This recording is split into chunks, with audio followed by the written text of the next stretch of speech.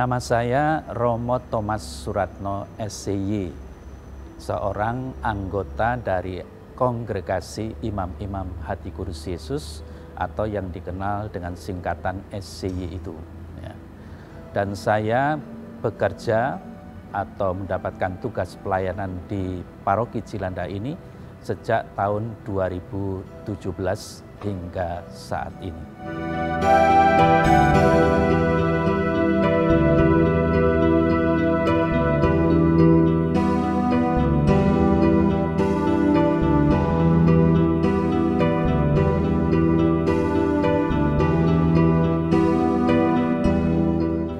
Paroki Santo Stefanus atau sekarang lebih dikenal dengan Paroki Cilanda. Stefanus lebih mengarah kepada nama gerejanya. Nah, Paroki Cilanda ini merupakan pemekaran dari Paroki Santo Yohanes Penginjil atau Paroki Blok B di Kebayoran Baru. Pada waktu itu terdapat 3 kring atau lingkungan yang dapat dikatakan sebagai cikal bakal berdirinya Paroki Cilanda atau Santo Stefanus ini, yaitu lingkungan atau kring Fransiskus Xaverius, lingkungan atau kring Marfati, yakni Maria Fatima, dan kring atau lingkungan Christophorus.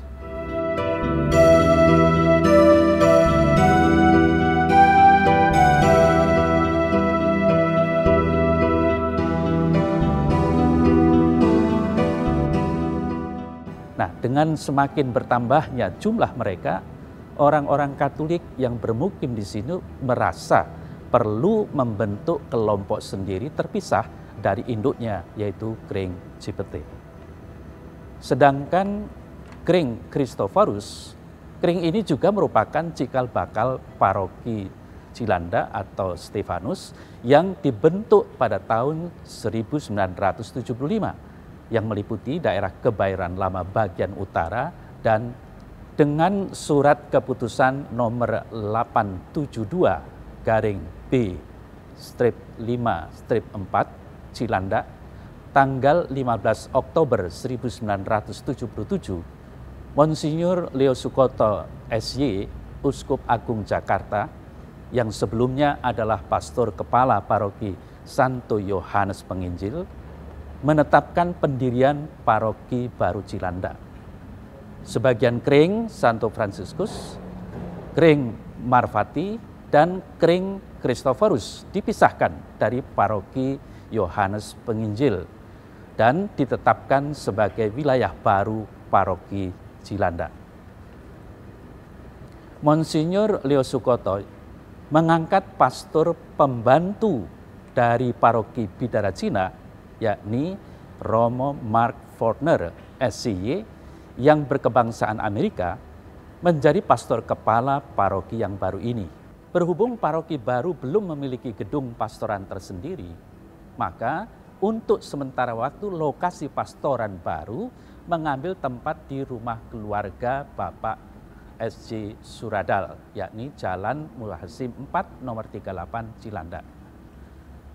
Dengan hadirnya gembala yang menetap di situ, maka perayaan misa atau perayaan Ekaristi dapat diadakan secara lebih sering dan lebih teratur. Misa mingguan diadakan dengan mengambil tempat di rumah umat secara bergiliran. Jumlah umat Katolik pada waktu itu sekitar 1.500 orang. Pada tanggal 6 November 1977, dalam perjalanan pulang melayani suatu keluarga di Jalan Fatmawati, tanpa sengaja pastor atau Romo Mark Fortner SCY membaca papan nama Join Embassy School terpampang di Jalan Raya Trogong. Nah, pada waktu itu seakan-akan Tuhan berbisik kepada pastor Mark Fortner ini. Mark, inilah tempat sementara untuk menghimpun umat yang kupercayakan kepadamu. Tanpa berpikir panjang, pada keesokan harinya, Pastor Mark langsung menemui pimpinan sekolah internasional tersebut. Sebagai hasilnya, umat paroki yang baru itu dapat menggunakan sport hall setiap hari Minggu untuk merayakan misa pada pagi dan sore hari. Seminggu kemudian, yaitu pada hari Minggu tanggal 13 November 1977, umat sudah dapat mengikuti misa pertama di Sport Hall Joint Embassy School. Misa diadakan 3 kali setiap minggunya, yaitu pada pagi pukul 8 dan sore pukul 17.30. Sedangkan misa pukul 10 diadakan dalam bahasa Inggris. Karena apa? Karena diperuntukkan bagi warga asing. Perayaan misa di Sport Hall Joint Embassy School ini berlangsung terus hingga suatu saat terjadi musibah kebakaran pada sekolah tersebut, yaitu pada waktu menjelang Paskah bulan April tahun 1982. Sejak saat itu, umat tidak bisa lagi menggunakan fasilitas Joint Embassy School untuk keperluan ibadat mereka. Ini berarti harus dicarikan tempat lain agar umat tetap dapat melaksanakan ibadatnya. Nah, atas inisiatif Bapak Niko Susilo, pada akhirnya umat paroki Cilandak mendapatkan pinjaman tempat di bengkel kayu PT Sagittarius di Jalan Fatmawati nomor 38, milik Bapak Dev Gunario. Bengkel kayu itu dalam waktu singkat telah diubah menjadi tempat ibadat.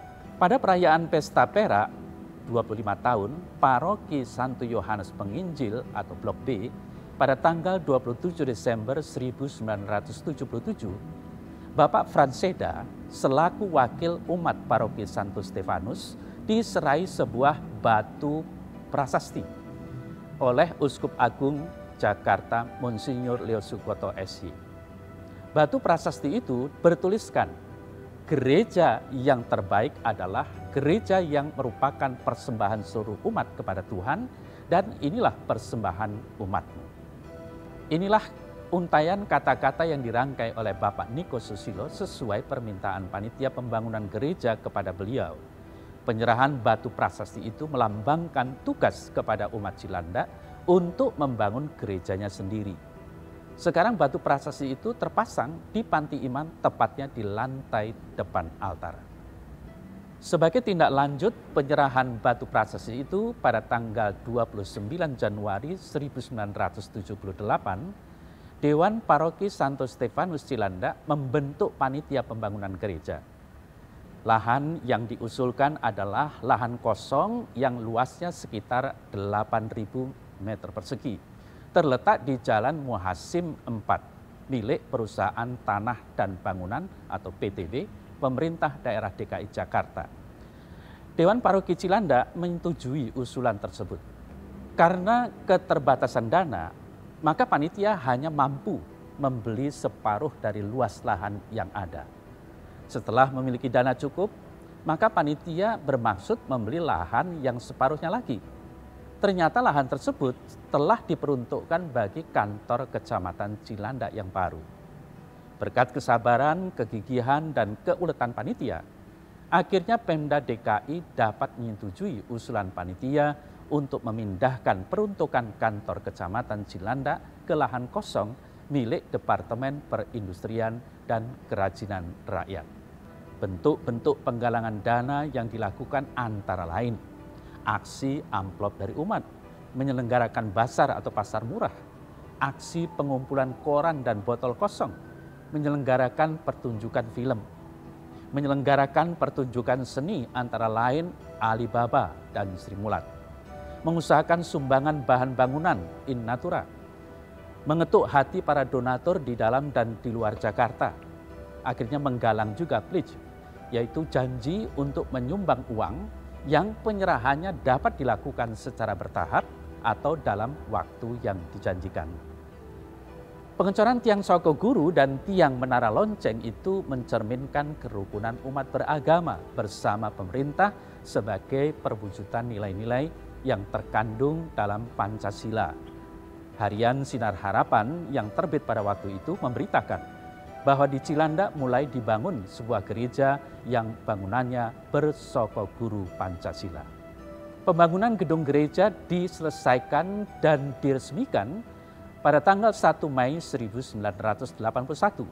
Kelengkapan prasarananya seperti pastoran dan gedung serbaguna diselesaikan dan diresmikan beberapa tahun kemudian.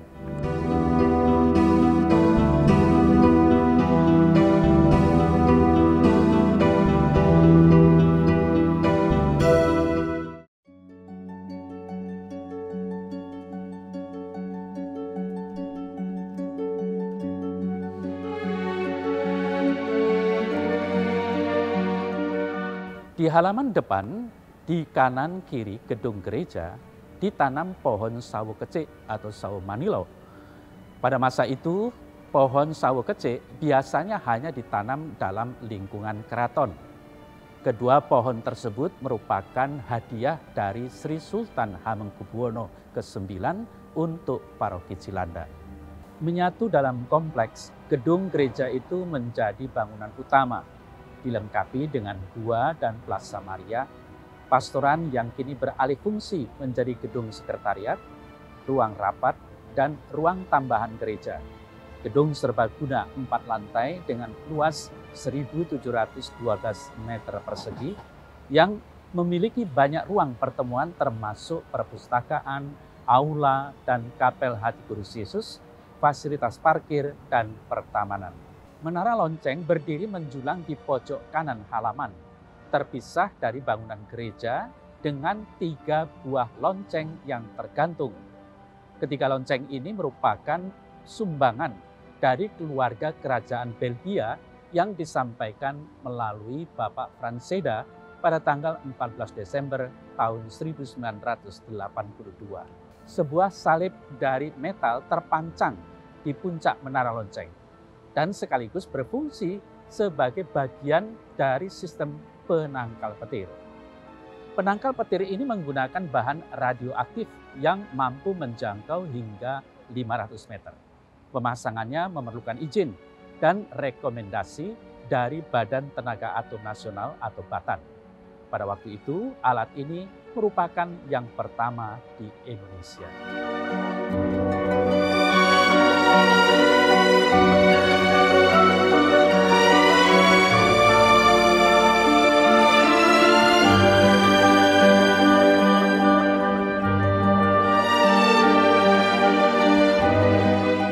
Kapel keluarga Nazaret yang terletak di Kampung Tridharma, Kampung Pulo, Kelurahan Pondok Labu, Kecamatan Cilanda, Jakarta Selatan.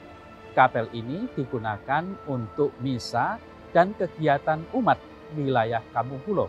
Pastoran sebagai tempat tinggal para romo yang berkarya di paroki Cilanda yang berlokasi di Jalan Muhasim 4 nomor 38 Cilanda. Interior bangunan gereja secara umum menyesuaikan dengan konsep bangunan joglo. Beberapa aksentuasi. Langit-langit di atas altar bermotif ukiran yang sangat indah. Dirancang secara khusus dengan kayu jati bermutu tinggi dengan warna natural disebut motif mahkota. Meja altar dan tabernakel dilapisi dengan kuningan bertekstur, bermotif salib sebagai simbol pengorbanan dan kehadiran Putra Allah. Patung Bunda Maria yang menggendong kanak-kanak Yesus ditempatkan di kanan belakang panti imam. Patung yang diberi nama Mother of the Beautiful Love ini merupakan sumbangan dari keluarga Bapak Mulwanto, seorang warga lingkungan Santo Yudas Tadius, yang memesan sendiri dari pematung di Filipina, Mr. O'Brien. Prasasti Kuningan sebagai peringatan pengecoran pondasi Sokoguru oleh beberapa tokoh masyarakat tertanggal 3 Januari 1980 dipasang di bawah Sokoguru depan kanan. Prasasti Kuningan sebagai peringatan pemberkatan gereja oleh Uskup Agung Jakarta Monsinyur Leo Sukoto SY tertanggal 1 Mei 1981 dipasang di bawah Sokoguru depan kiri. Dihubungkan dengan kehidupan ketatanegaraan kerajaan Jawa zaman dulu, joglo mempunyai fungsi sebagai tempat berhimpun orang banyak untuk menghadap raja. Konsep ini diambil dengan mengganti singgasana sebagai tempat bertata raja dengan altar dan tabernakel yang ditempatkan di tengah. Altar dan tabernakel ini menjadi pusat orientasi dari semua ornamen yang ada di dalam gereja serta dari seluruh umat yang menempati keempat pendopo. Bentuk bangunan gereja mengambil gaya arsitektur Jawa yang disebut joglo. Ini merupakan saran dari Bapak Franseda yang disetujui secara musyawarah oleh wakil-wakil umat paroki. Dipilihnya arsitektur Jawa didasarkan pada beberapa pertimbangan berikut. Joglo merupakan gaya arsitektur Indonesia asli yang agung. Adanya 4 soko guru di tengahnya dapat dijadikan tempat bagi altar dan tabernakel yang menduduki peran sentral. Keempat pendopo di sekelilingnya menjadi tempat umat, yang jika diperlukan perluasan dapat ditambah dengan mudah. Corpus Christi yang menggantung di atas altar menambah keunikan interior gereja ini, yang merupakan karya perupa G. Sidarta Sugio, termasuk juga 14 relief perhentian jalan salib yang dipajang mengelilingi ruang gereja.